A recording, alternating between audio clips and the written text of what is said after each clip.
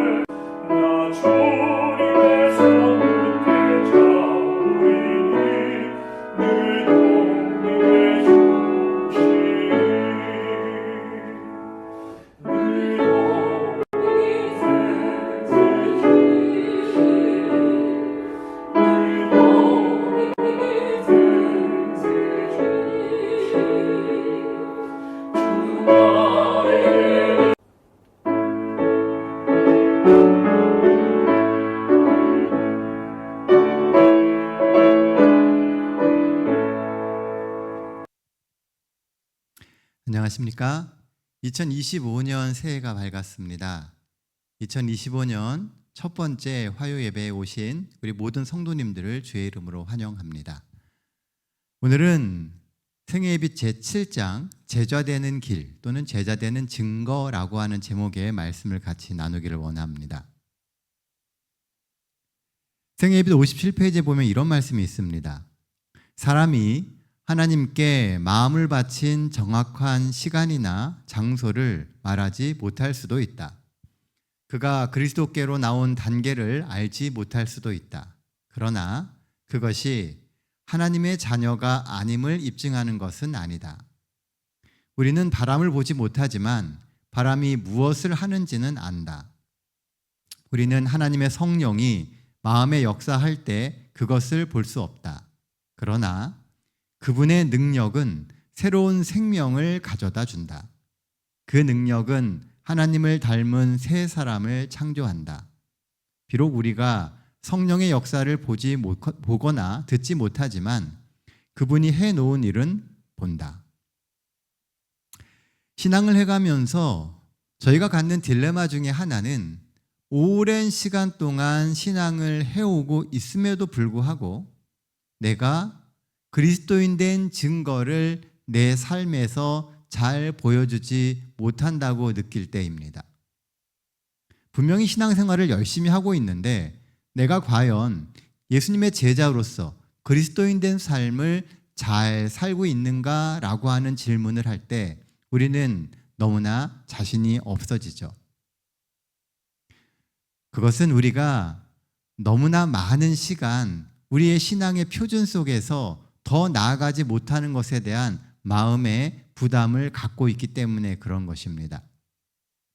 그런데요, 성경을 보다 보면 그리스도인의 신앙생활의 변화, 우리의 변화는 어느 한순간에 눈에 띄게 변하는 것이 아니라 나도 모르는 사이에 조금씩 변화되어서 어느 순간 보면 이전과 달라진 나의 모습을 찾을 수 있다는 것입니다.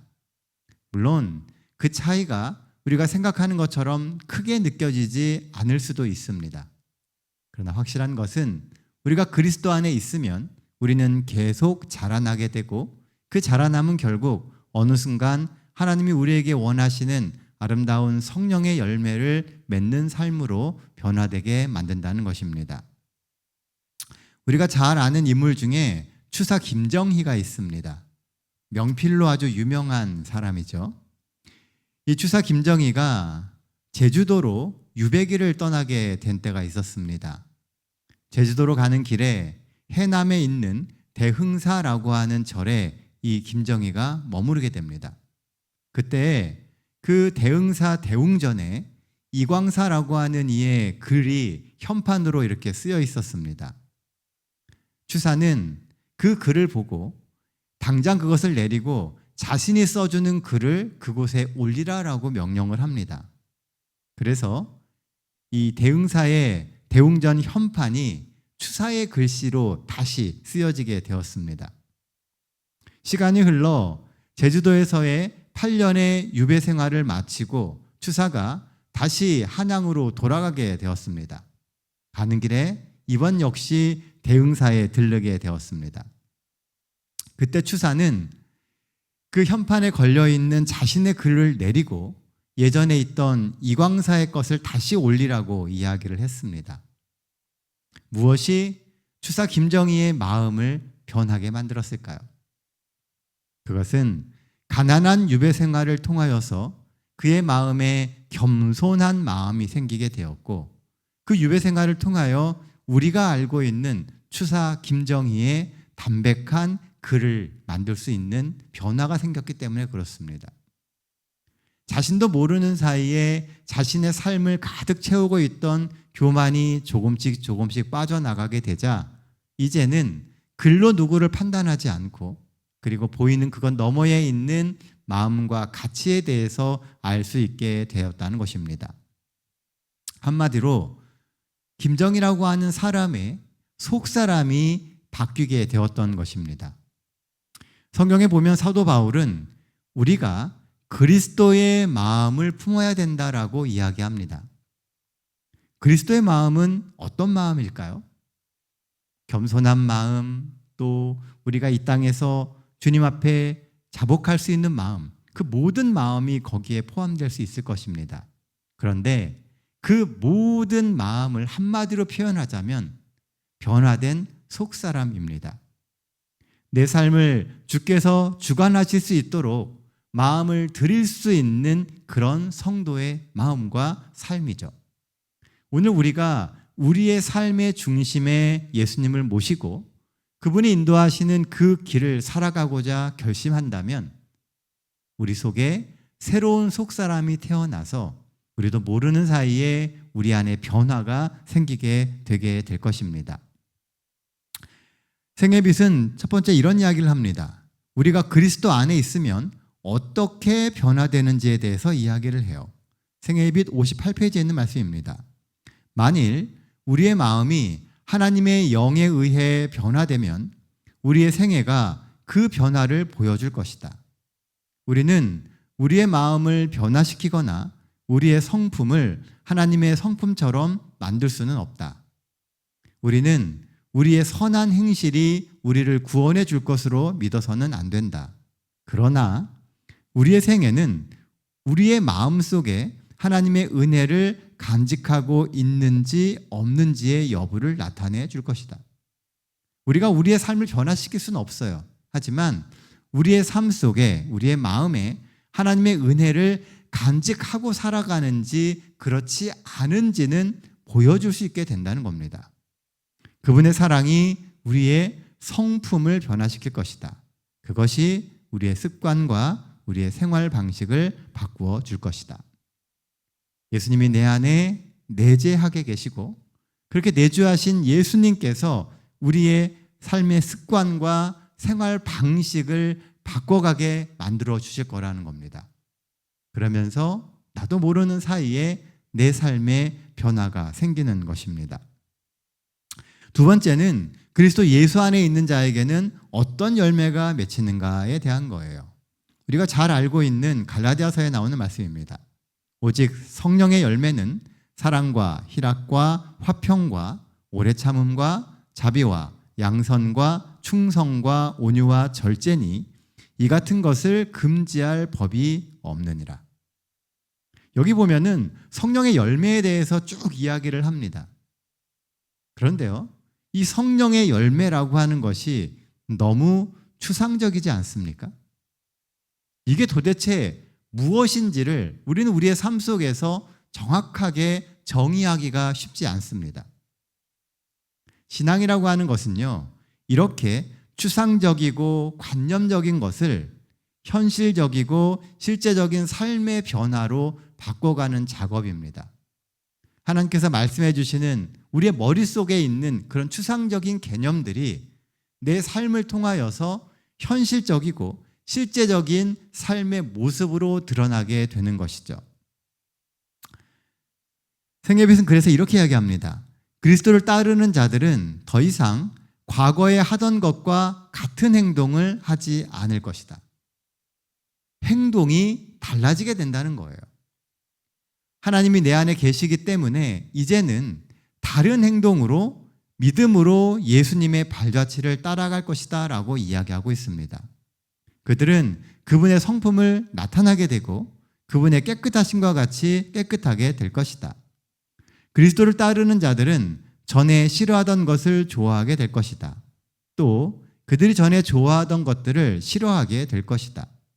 교만한 자들은 겸손해지고 어리석은 자들은 지혜로워진다. 술을 많이 마시던 자들은 더 이상 마시지 않게 되고 불순한 자들은 순결해진다. 세상의 허영을 좋아하던 자들은 그것을 버리게 된다. 그리스도께서 내 안에 계실 때 우리가 제자 된다라고 하는 것은 결국 그리스도 안에서 삶의 작은 부분이 바뀌기 시작하는 겁니다. 우리가 한순간에 우리가 생각하는 것처럼 100% 의로워질 수는 없습니다. 그러나 우리의 삶의 작은 요소들에서 작은 변화들이 생겨나게 되고 우리의 행동 속에서 삶이 바뀌어져 가게 될 때 추상적이던 신앙의 개념이 우리의 삶을 통하여 현실적으로 삶을 바꾸는, 눈에 보이는 그 무엇인가로 나타나게 된다는 것입니다. 그런 의미에서 순종하는 자의 진정한 모습이 어떤 것인지 우리는 살펴볼 수 있습니다. 성경은 순종이란 우리가 하도록 명령받은 것을 하는 것 그 이상의 일이라고 가르친다. 순종은 사랑의 봉사이다. 하나님께 순종한다라고 하는 것은요, 하나님께서 성경에서 말씀하시는 우리에게 주신 그 명령을 받아들이는 것 그 이상의 일이라는 것이죠. 율법에 순종한다라고 하는 그 개념이요, 하나님의 율법을 그대로 지키며 산다라고 하는 그 개념 이상의 것을 의미한다는 것입니다. 우리가 잘 알고 있는 바리새인들은요, 율법을 아주 철저하게 열심히 지켰던 사람들입니다. 그러나 예수님께서는 그 바리새인들이 지켰던 그 율법이 잘못됐다라고 이야기하셨어요. 그들은 순결하게 지키고 성심을 다해서 지켰지만 그들이 지키는 그 율법의 진정한 의미가 발현되려면 보이는 율법 그 이상의 것을 그들이 지키며 살아가야 한다는 것입니다. 그리고 그것은 사랑의 봉사다라고 이야기를 해요. 하나님의 율법은 그분이 어떤 분이심을 우리에게 알려줍니다. 사랑은 그 율법의 중심이에요. 율법을 통하여 사랑을 발견할 수 있어야 되고 율법을 통해서 사랑을 실천할 수 있어야 한다는 것입니다. 하늘과 땅에 있는 하나님의 정부는 그분의 사랑의 율법 위에 세워져 있다. 우리가 하나님을 닮게 되면 하나님의 법이 우리의 생애에 실천될 것인가? 하나님께서는 내 법을 너희 생각에 두고 너희 마음에 이것을 기록하라는 당신의 약속을 지키신다. 하나님은 우리가 하나님의 법을 마음에 두고 우리의 삶을 통하여 우리가 하나님을 닮은 존재다라고 하는 것을 보여주며 살기를 원하신다는 겁니다. 그래서 눈에 보이는 법 그 너머에 있는 하나님의 진정한 사랑을 발현할 수 있는 삶을 살기를 원하신다는 것이죠. 그런 의미에서 우리가 그리스도의 제자가 된다라고 하는 것은 율법 너머에서는 율법 너머에 있는 하나님의 사랑의 마음을 세상 사람들에게 전해주는 그런 삶을 사는 것입니다. 하나님이 우리에게 그 율법을 주시고 그렇게 살라고 말씀하시는 그 진정한 의미가 무엇인지를 보여주고 알려주는 것이 그리스도인의 삶의 모습이라고 하는 것입니다.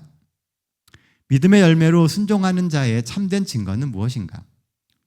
우리가 그리스도 안에 거하고 그분의 사랑이 우리 안에 거할 때 우리의 감정과 사상은 그분에 의하여 지배를 받게 된다.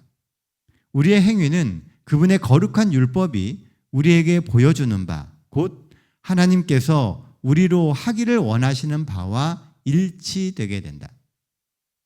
우리의 모든 생각과 감정이 그리스도에 의하여 지배받게 되고 우리가 살아가는 그 모든 삶의 모습이 하나님이 원하시는 바대로 세상 가운데 비춰질 수 있도록 우리의 삶을 만들어 주신다는 겁니다. 그러므로 우리가 믿음으로 순종하게 되면요, 우리의 삶 속에 하나님의 능력이 임하시게 되는 것이고 하나님이 함께 하신다라고 하는 사랑의 증거들이 우리를 통해서 세상에 비춰지게 되는 것입니다. 자, 왜 하나님의 율법에 순종해야 되는가? 성경은 이 율법에 순종하는 것에 대해서 정말 많은 이야기를 합니다. 야고보서 2장 17절은 이와 같이 행함이 없는 믿음은 그 자체가 죽은 것이다라고 이야기를 해요. 우리가 가지고 있는 그 믿음이 실천되지 않으면 그 믿음은 죽은 것이라는 것이죠. 그 실천되는 방법이 하나님의 율법에 순종하는 거예요. 시편 40편 8절은 또 이렇게 이야기합니다. 나의 하나님이여, 내가 주의 뜻 행하기를 즐기오니 주의 법이 나의 심중에 있나이다 하였나이다. 하나님의 법이 내 마음 가운데 있기 때문에 내가 주님의 뜻을 행하는 것이 즐겁다는 겁니다. 요한복음 15장 10절은 또 이렇게 이야기합니다. 내가 하나님의 계명을 지켜 그의 사랑 안에 거하는 것 같이 너희도 내 계명을 지키면 내 사랑 안에 거하리라.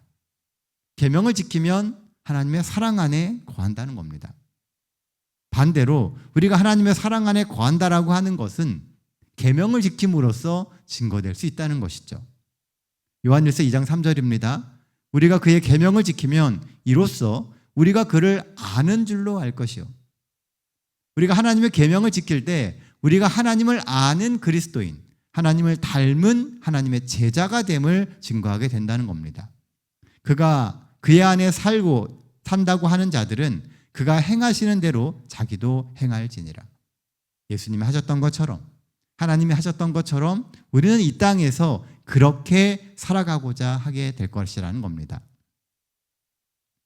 우리가 영생을 얻는 길은 언제나 동일하다. 그것은 아담과 하와가 범죄하기 전에 에덴 동산에 있을 때나 지금이나 똑같다.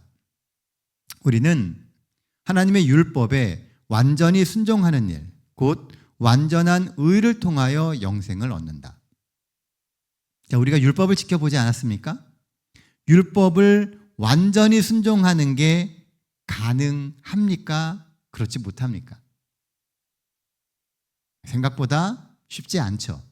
우리가 율법을 100% 순종하는 것은 굉장히 어렵습니다. 그런데 그렇게 해야만 완전한 의를 얻게 된다라고 이야기를 해요.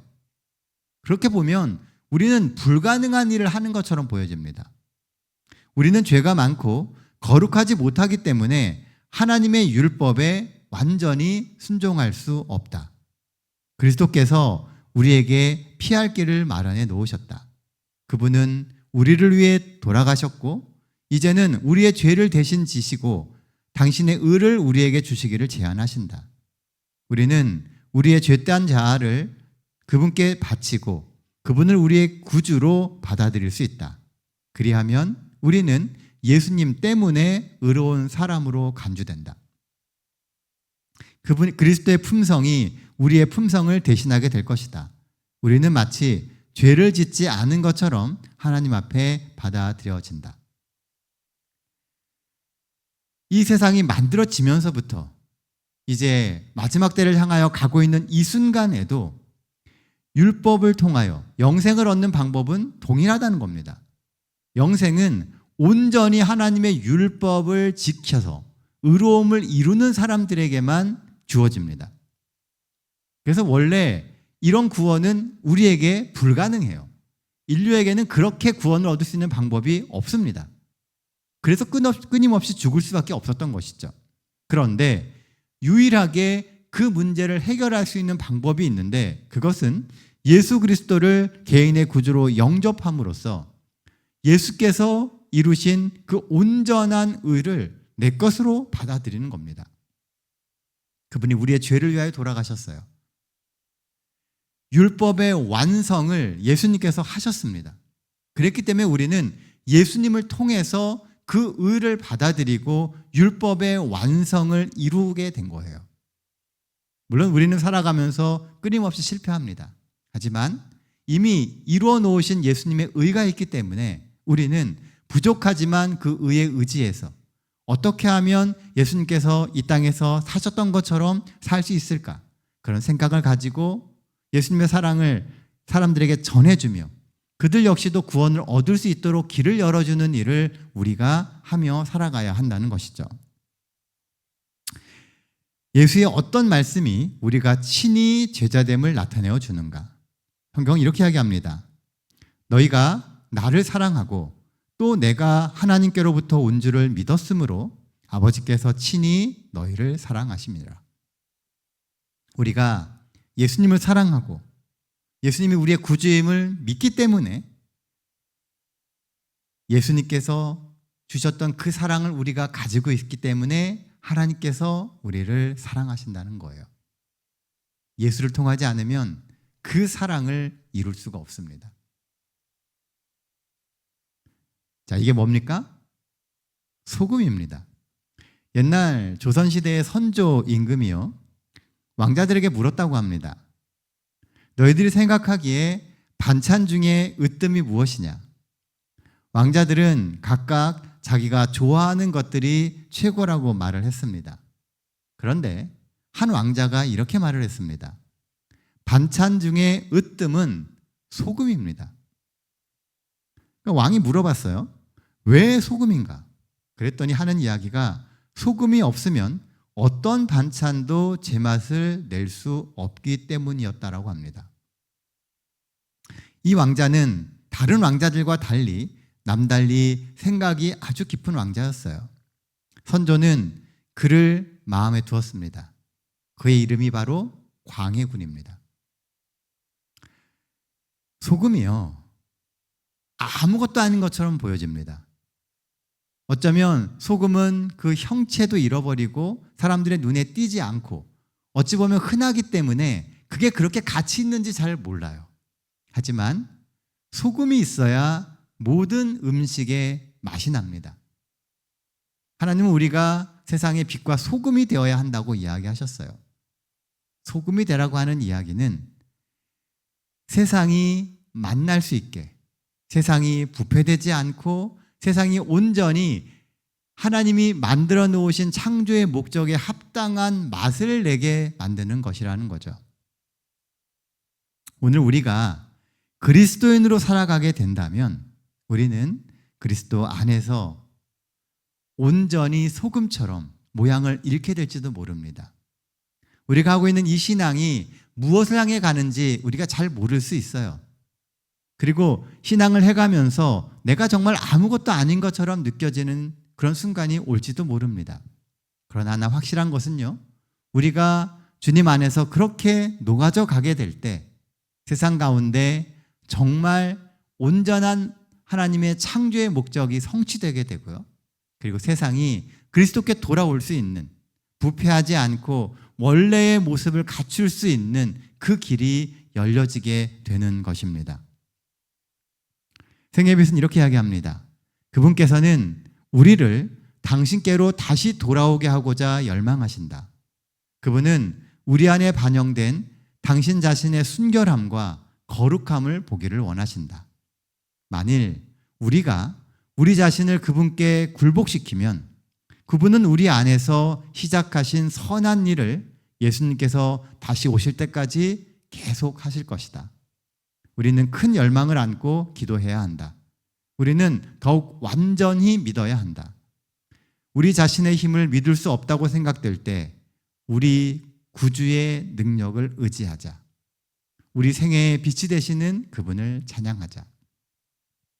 새로운 해가 밝았습니다. 새로운 한 해는 우리가 예수님께 한 걸음 더 나아갈 수 있는 그런 해가 되기를 바랍니다. 우리가 살아오면서 매번 느끼지 않습니까? 우리의 힘으로는 아무것도 할 수가 없습니다. 이럴 때 어떻게 해야 된다고요? 우리 구주의 능력을 의지해야 한다는 겁니다. 주님의 능력을 의지하면 주께서 지금까지 해오신 그 모든 일들을 하나님은 끝까지 하실 겁니다. 그리고 재림의 그날 우리를 부르기 위하여 하나님께서 구원의 모든 준비를 하실 것입니다. 구원은 우리의 능력으로 이루는 게 아니에요. 우리가 제자가 된다라고 하는 것은 온전히 우리의 마음을 하나님께 드리는 겁니다. 우리가 뭘 함으로써 제자됨의 증거를 보이는 게 아니라 온전히 순종하고 우리의 삶의 중심을 하나님께 드려서 하나님이 원하시는 모든 것을 나를 통하여, 내 삶을 통하여 이루실 수 있도록 한다면 그것이 곧 우리가 제자가 되는 증거가 되는 것입니다. 그러니 사랑하는 성도 여러분, 오늘 올 한 해 우리에게 펼쳐지게 될 모든 순간마다, 모든 상황마다 그 모든 것을 그리스도께 드리고 그리스도께서 원하시는 삶의 선택을 우리가 할 수 있게 되기를 바랍니다. 그래서 우리의 삶이 온전히 주님의 뜻과 합해지는 2025년 한 해 되시기를 간절히 소망하며 말씀 마치도록 하겠습니다. 기도하겠습니다. 은혜로우신 아버지 하나님, 오늘 이 저녁 주님 앞에 다시금 무릎 꿇고 주님 앞에 우리가 얼마나 연약한지 다시 고할 수 있는 기회를 주심을 인하여 감사드립니다. 하나님, 저희가 힘이 없고 연약하고 지혜롭지 못합니다. 그래서 우리 눈앞에 보이는 그것이 전부인 것처럼 살아가고 그것에 목매며 살아가면서 정말 소중히 여기고 온전히 우리가 드려야 할 우리의 마음을 하나님께 드리지 못하고 있지 않은지 생각해 보게 됩니다. 하나님, 새로운 한 해에는 하나님께 삶의 모든 우선권을 드릴 수 있도록 하여 주시고 예배가 회복되고 주 안에서 주님을 닮아서 주께서 원하시는 삶을 살아갈 수 있는 우리 모두가 되게 하여 주시옵소서. 하나님이 우리에게 주신 그 율법의 진정한 마음이 무엇인지 깨달을 수 있도록 하여 주시고 저희를 지혜롭게 하심으로 하나님이 원하시는 삶이 무엇인지를 생각하고 판단하며 순종하며 살아갈 수 있는 우리 믿음의 가족들 되게 하여 주시옵소서. 저희들이 연약합니다. 하나님이 힘을 더해 주시고 지혜를 더해 주시고 능력을 더해 주심으로 2025년이 주님의 재림을 예비할 수 있는 정말 소중하고 의미 있는 한 해 되게 하여 주시옵소서. 시종을 하나님 주관해 주시고 매 순간마다 저희들의 인생을 이끌어 주실 것을 인하여 감사드리며 우리 구주 되시는 예수님의 이름으로 기도드립니다. 아멘.